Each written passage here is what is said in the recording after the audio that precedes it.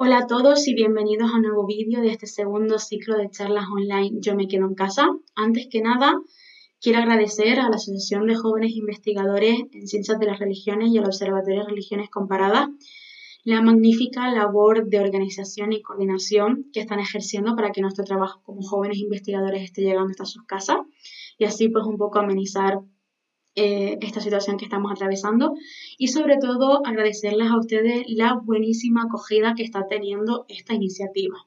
Yo me presento, mi nombre es Goretti Luis Cobrero, soy investigadora predoctoral en el Departamento de Estudios Semíticos de la Universidad de Granada, en concreto trabajo en el área de estudios hebreos y arameos y hoy mi intención no es otra que introducirles el fascinante mundo del judaísmo andalusí. Como el título de la charla indica, les hablaré sobre la transmisión del legado judeo-andalusí en Europa a través de los comentarios bíblicos de Abraham y Meesra, un tema que a través del comentario Oseas 1 y el comentario gramatical a la creación pude tratar en mis trabajos de fin de grado y de máster y que ahora mismo estoy trabajando en mi tesis doctoral sobre el segundo comentario a Génesis.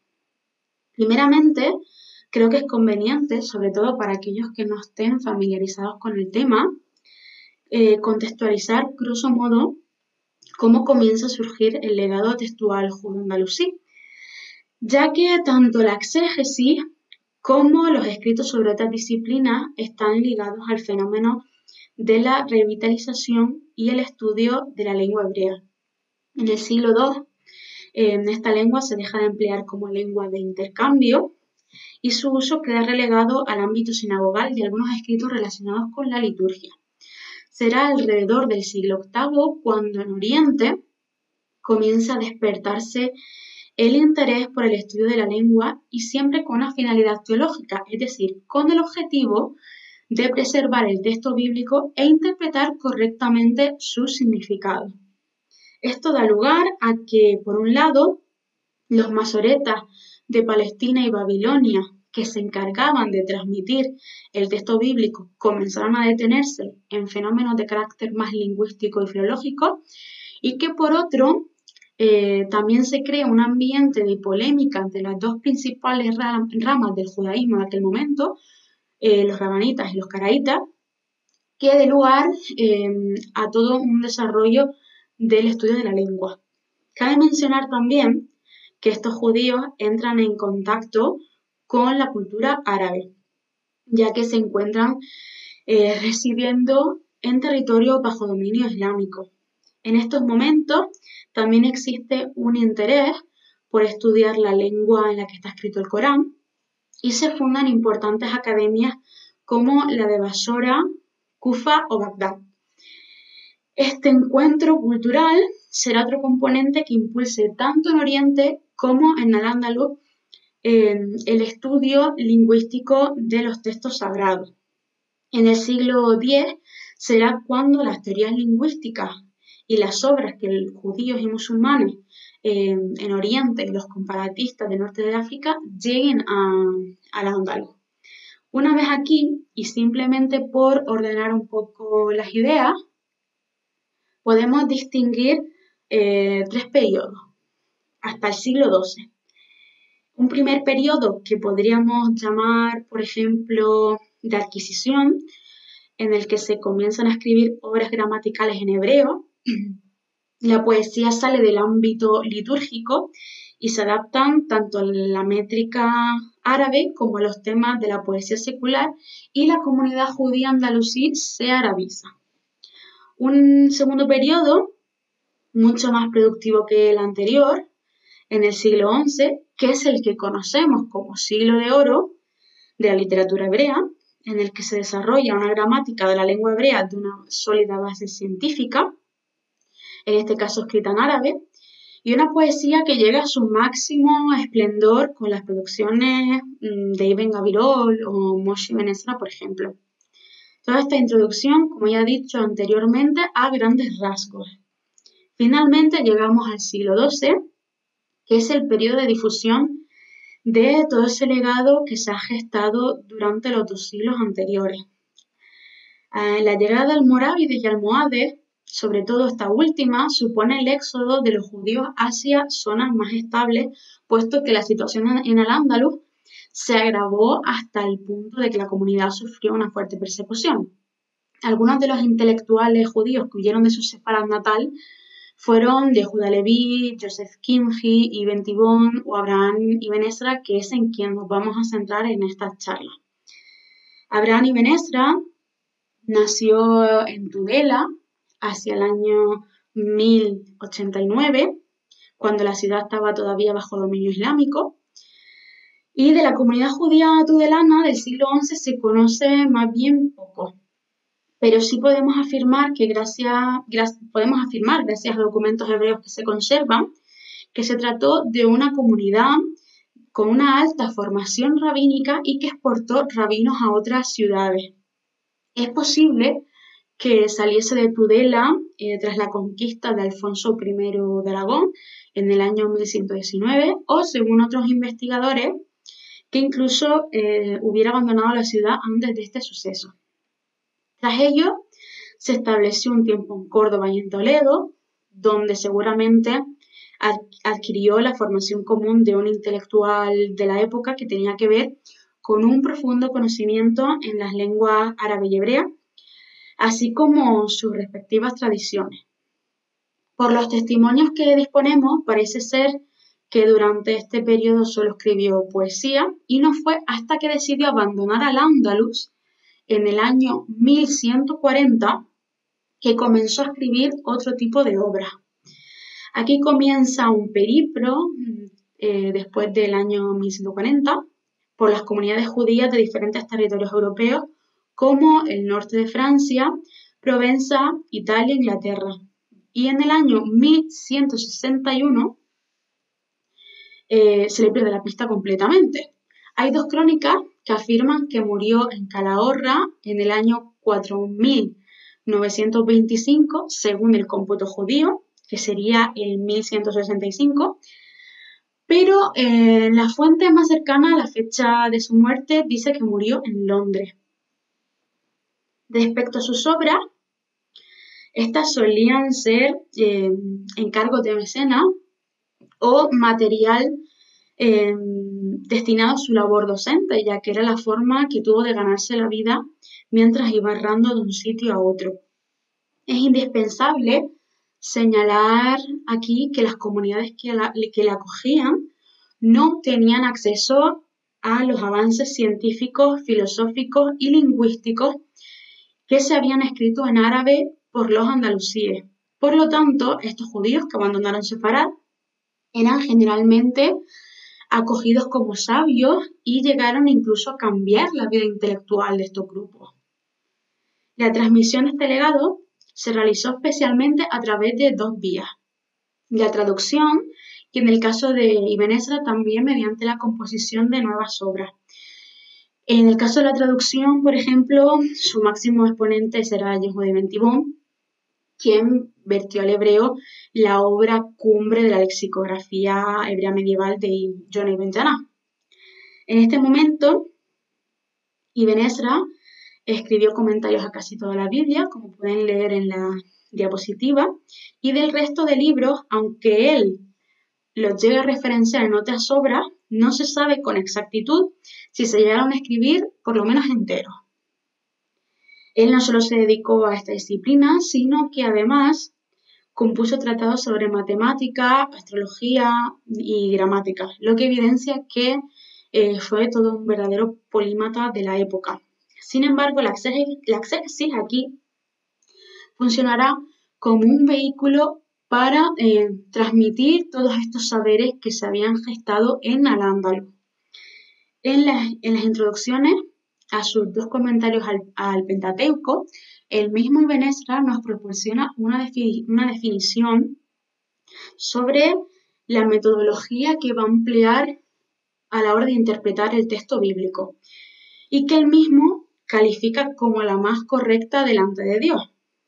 Como pueden leer en el fragmento de la introducción, se trata de un método que busca el sentido literal del texto bíblico según la gramática y el estudio lingüístico, para así encontrar un sentido único.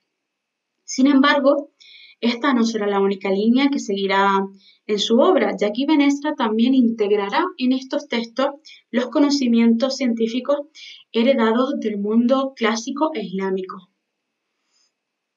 Podemos decir entonces que, aunque se centra en el estudio gramatical del texto bíblico, al final resulta un tipo de exégesis un tanto ecléctica.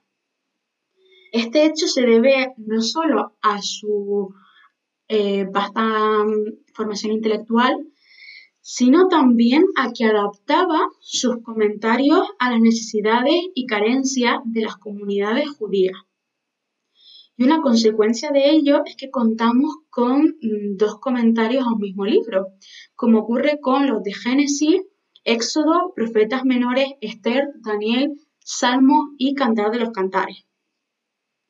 Vamos a ver ahora algunos ejemplos de dos comentarios que yo he trabajado y traducido para ver un poco cómo funciona este tipo de exégesis y qué recursos de interpretación emplea el autor para ilustrar todas estas ideas. En primer lugar, tiene un fragmento del primer comentario a Oseas 1. Es un capítulo que se presta bastante a controversia porque en él Dios ordena al profeta tomar una prostituta llamada Gomer y concebir hijos con ella, lo que a ojos de la ley sería totalmente impensable. Para resolver la contradicción, vemos que aparece la idea del sueño y de la visión profética. O sea, según esta interpretación de Ibn Ezra, no mantuvo una verdadera relación física con Gomer, sino que es en el contexto de un sueño en el que ocurre este mandato. Lo que en un principio es, en términos del profetismo bíblico, una acción simbólica, pasa a ser una visión en la que el medio de transmisión es el sueño. Este mundo onírico en el que aparece una mujer es un motivo que estaba ya muy presente en la literatura andalusí, tanto árabe como hebrea, y que proviene del nasib de las casidas preislámicas.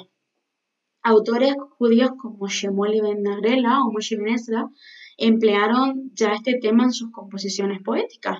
E Ibn Hazm dedica un capítulo a ello en El collar de la paloma. Lo interesante de este capítulo es que aquí se señala que las relaciones amorosas que ocurren en sueños son totalmente irreales y de ninguna manera se pueden trasladar a la realidad.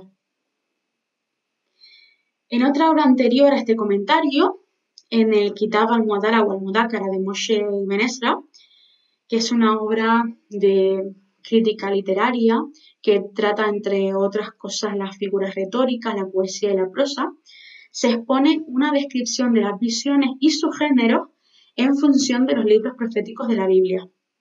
Esta visión, que se concibe como profecía por revelar el futuro o un significado oculto, vendría a ser una imagen espiritual que parte de la lógica del alma y de la razón, y es una imagen que se transmite a través de la inteligencia y que es enviada por Dios, y que se da durante el descanso y el sueño, ya que es el momento en el que el ser humano está alejado del mundo perceptible.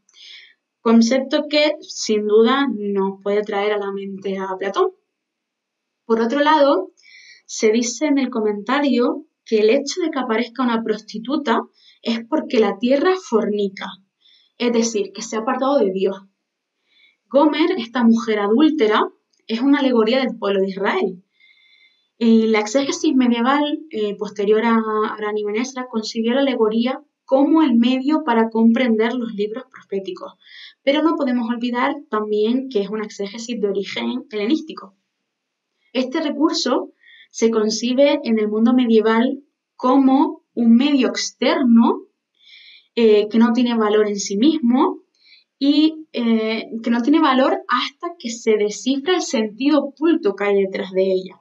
Es Maimónides, en Guía de Perplejos, quien posteriormente amplía toda esta concepción mediante un tipo de exégesis racionalista o alegórico-filosófica, que tenía por objetivo casar todas estas dificultades que presenta el texto bíblico con la razón y la formación intelectual en otras ciencias. Por lo tanto, para entender de forma correcta el texto, lo que hay que hacer es discernir el sentido interno y no estancarse en el sentido más inmediato que nos presenta la Biblia. Otro comentario que nos ilustra muy bien todo este amalgama de fuentes y de recursos exegéticos son los comentarios a Génesis. El primero fue escrito en Italia y el segundo en Francia por esta cuestión que ya comentaba acerca de adaptar los contenidos. Este último, que es el que yo me encuentro trabajando actualmente, es un comentario bastante particular porque no está terminado, llega hasta el capítulo 17 y se encuentra dividido en una sección gramatical y otra exegética.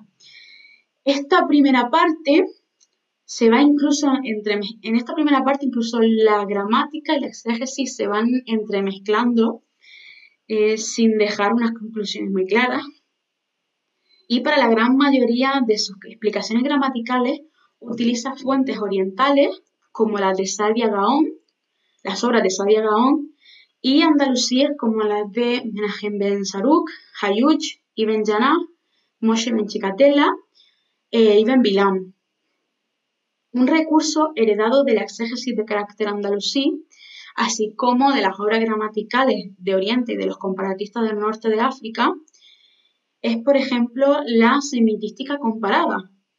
En el libro de Génesis nos encontramos con el problema de que Elohim, el vocablo que en hebreo significa Dios, presenta la forma del plural. Y en el versículo 26 de Génesis, el versículo 26 de Génesis 1, ese hagamos al hombre, en hebreo es también plural. ¿Y cómo es esto posible si la Torá deja bien claro en Deuteronomio 6:4 que solo existe un único Dios?